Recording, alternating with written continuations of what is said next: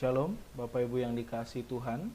Hari ini kita akan melaksanakan ibadah minggu biasa yang ke-13 tertanggal 1 Agustus tahun 2021 pada pembukaan bulan pendidikan dan kebangsaan Sinode GKSBS tahun 2021 dengan tema tahun ini adalah menjadi lembaga pendidikan yang mandiri dan terbuka. Dan perikop pada minggu ini terambil dari Injil Matius pasal 25 ayat 14 hingga yang ke-30 dengan judul Setia dan Mandiri. Mari Bapak Ibu bersama-sama kita membaca perikopnya. Demikianlah firman.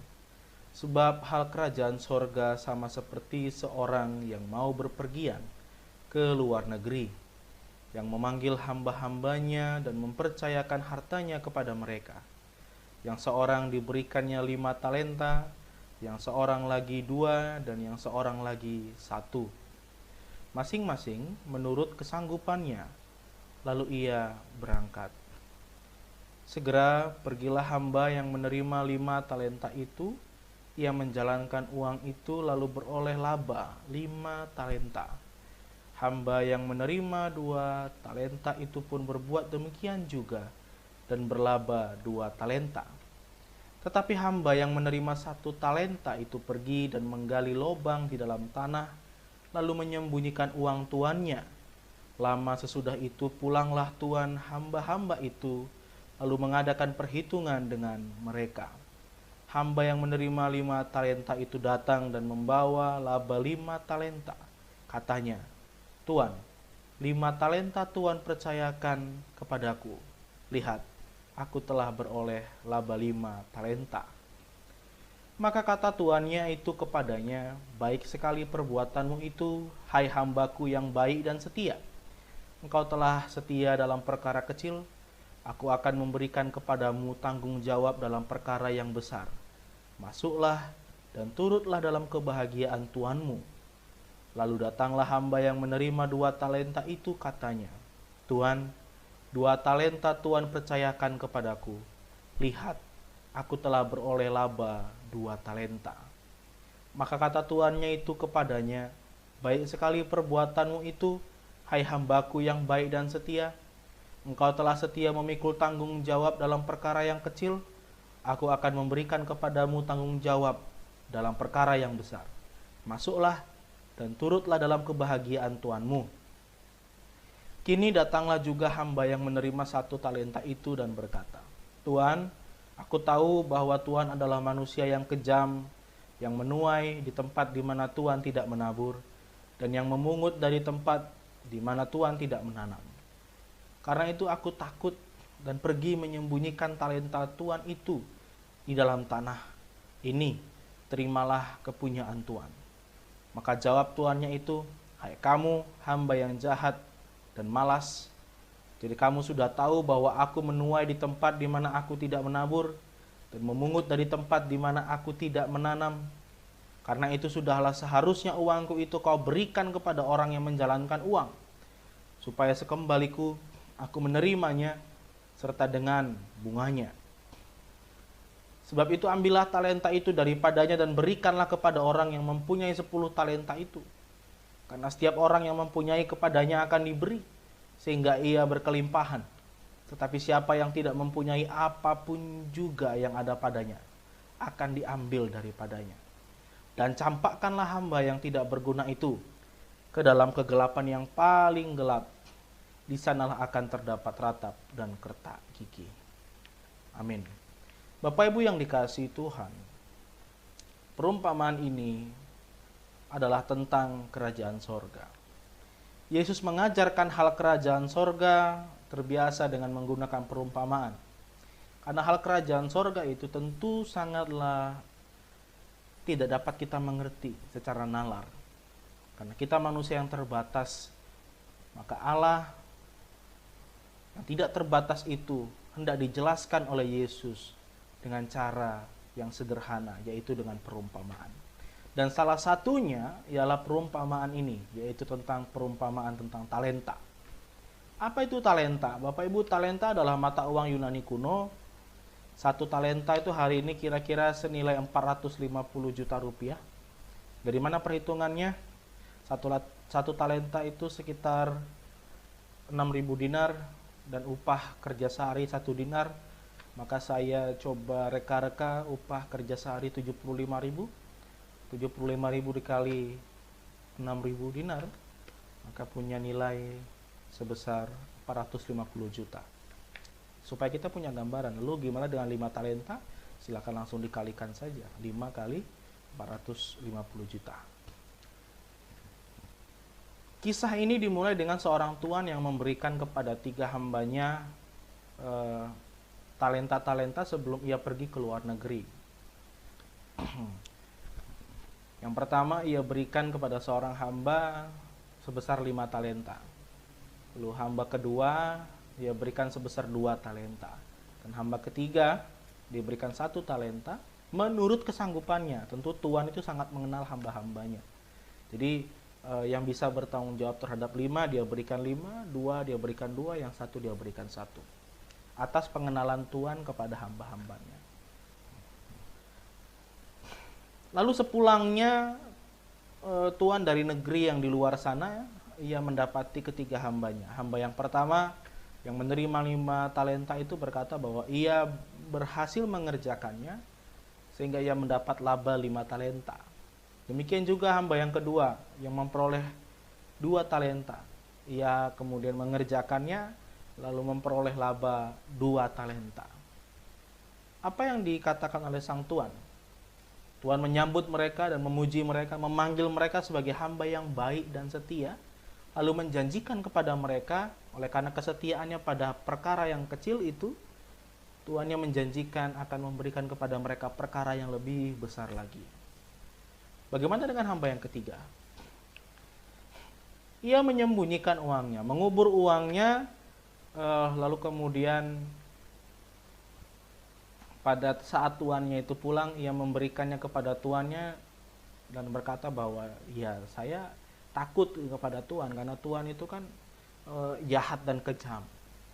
Begitu. Jadi saya menyembunyikan uangnya, Tuhan sudah pulang, ini uangnya Tuhan, saya kembalikan. Tentu ini adalah sebuah alasan saja Bapak Ibu, karena ya ada 3 hamba, lalu 2 hamba sangat mengasihi tuannya, sementara hamba ketiga beralasan bahwa tuannya kejam dan lain sebagainya. Apa yang disampaikan Tuhan kepada hamba yang ketiga ini? Tuhan memanggil dia dengan sebutan hamba yang jahat dan malas. Jadi orang malas sering berdalih, cari-cari alasan untuk membenarkan kemalasannya. Uang miliknya diserahkan pada kawan yang punya 10 talenta tadi. Jadi Tuhan memerintahkan, ambil talenta yang ada padanya, berikan kepada yang punya 10 talenta tadi. Setelah itu, campakkanlah dia ke dalam kegelapan yang penuh dengan ratap dan kertak gigi, dalam penderitaan. Bapak Ibu yang dikasihi Tuhan, kita bisa melihat pada nas di ayat yang ke-29. Karena setiap orang yang mempunyai, kepadanya akan diberi, sehingga ia berkelimpahan. Tetapi siapa yang tidak mempunyai, apapun juga yang ada padanya akan diambil daripadanya. Setidaknya ayat ini mewakilkan bahwa seluruh yang dipercayakan Tuhan kepada para hambanya haruslah dikerjakan dengan baik selagi tuannya pergi. Jikalau tuannya lalu pulang dan mendapati ada yang tidak mengerjakan dengan tanggung jawab uang yang dipercayakan oleh tuannya, maka uang itu, kepercayaan itu akan diambil daripadanya dan diserahkan kepada orang lain yang layak, yang sanggup mengelola kepercayaannya. Jadi apa itu hal kerajaan sorga? Jadi tadi kan hal kerajaan sorga seumpama. Kita sudah mencoba melihat kembali kisah perumpamaan ini. Lalu pertanyaan berikutnya, apa itu hal kerajaan sorga? Kerajaan sorga adalah hal mengerjakan apa yang dipercayakan Allah kepada kita dengan setia. Setia menanti. Jadi kalau namanya setia menanti itu ya tidak berkhianat, tidak mengecewakan, tetap menjaga kepercayaan. Dan tentu menantinya tidak hanya diam, tapi dan bekerja secara mandiri. Tuhan itu pergi, uang yang dipercayakan kepada kita, kepercayaan itu yang dipercayakan Allah kepada kita, kita kerjakan sekuat tenaga kita, secara mandiri. Mandiri tentu dalam artian kita mengerjakannya dengan sepenuh hati, sekuat tenaga yang kita miliki. Tentu dengan melihat kesadaran bahwa segala sesuatu tidak bisa kita kerjakan sendiri, kita butuh Roh Kudus untuk memampukan kita. Sampai kapan? Sampai saat Tuhan datang dan pada akhirnya akan meminta pertanggungjawaban atas kepercayaan itu. Setiap hal yang Tuhan berikan kepada kita adalah kepercayaan Tuhan kepada kita. Dan pada akhirnya yang namanya kepercayaan pasti akan dipertanggungjawabkan. Sesuai dengan judul khotbah pada hari ini, setia dan mandiri. Pertama, apa yang Tuhan percayakan kepada kita? Kalau tadi hal kerajaan sorga seumpama adalah hal tentang kepercayaan Allah yang diberikan kepada kita, maka pertanyaan berikutnya, apa yang Tuhan percayakan kepada kita? Apa yang Tuhan berikan kepada kita? Apa yang Tuhan anugerahkan kepada kita? Ya, jawabannya tentu keselamatan. Keselamatan. Yang kedua, maka apa yang harus kita perbuat dengan keselamatan itu? Jadi kalau sudah diberikan keselamatan, setelah kita diberi keselamatan, lalu apa yang harus kita perbuat dengan keselamatan ini? Apa yang mau kita lakukan dengan keselamatan ini? Yang Tuhan percayakan kepada kita ini. Jawabannya ada di Filipi pasal 2 ayat 12-13, saya bacakan untuk kita. Hai saudara-saudaraku yang kekasih, kamu senantiasa taat, karena itu tetaplah kerjakan keselamatanmu dengan takut dan gentar, bukan saja seperti waktu aku masih hadir, tetapi terlebih pula sekarang waktu aku tidak hadir. Karena Allah lah yang mengerjakan di dalam kamu baik kemauan maupun pekerjaan menurut kerelaannya. Di Bapak Ibu yang dikasihi Tuhan, setelah menerima keselamatan kita selamat, iya. Tapi kita tidak berhenti di situ. Keselamatan itu harus dikerjakan, Bapak Ibu. Dikerjakan katanya dengan takut dan gentar. Karena dengan kesadaran bahwa kita lemah. Oleh karena itu ketika kita mengerjakan keselamatan itu, sebenarnya Allah yang bekerja di dalam diri kita menurut kehendak dan kerelaan Allah. Apa maksudnya mengerjakan keselamatan? Sebagai orang yang dipercayakan keselamatan oleh Allah, maka kita harus terus berkarya di dalam keselamatan itu. Tidak diam, tidak pasif, tidak beku. Saya selamat lalu saya simpan untuk diri saya sendiri.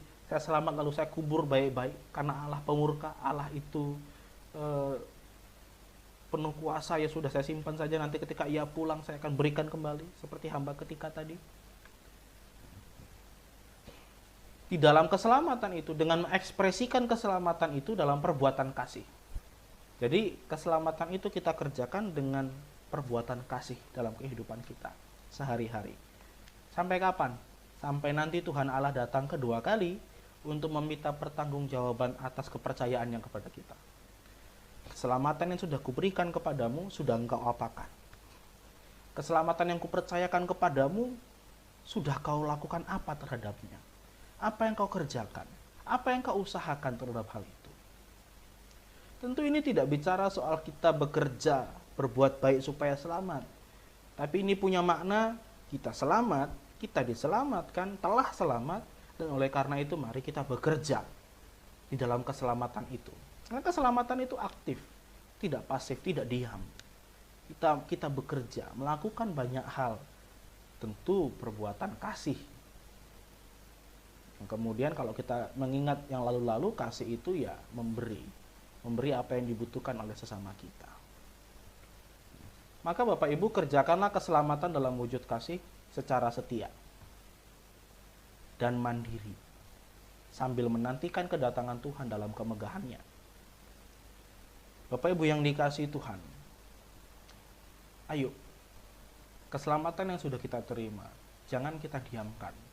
Kita kerjakan dalam bentuk mengasihi sesama. Mengasihi orang-orang yang ada di sekitar kita. Secara apa? Setia. Setia itu bagaimana kita mengusahakan menjaga kepercayaan Allah kepada kita. Berusaha untuk tidak mengecewakan. Berusaha untuk melakukan dan memberikan yang terbaik untuk Tuhan kita. Oleh karena ia begitu luar biasa memberikan anugerah yang sangat besar dan tak ternilai. Lebih dari berpuluh-puluh talenta. Tak terharga. Oleh karena cintanya yang begitu besar kepada kita tentunya. Selain setia, kita diajak untuk mandiri. Tuhan Yesus sudah naik ke surga. Dia tidak bersama-sama dengan kita di dunia ini secara jasmani, tapi ia telah mengutus Roh Kudus bersama-sama dengan kita, menyertai kehidupan kita dalam mengerjakan setiap tindak dan perilaku yang sesuai dengan kehendak Tuhan dalam kehidupan kita, yaitu kasih. Sambil menantikan kedatangan Tuhan yang dijanjikan, datang 2 kali di dalam kemegahannya. Kalau dulu ia datang dengan kerentanannya, janjinya adalah ketika ia datang kedua kali, ia akan datang dalam kemegahannya. Tuhan Yesus memberkati kita. Amin.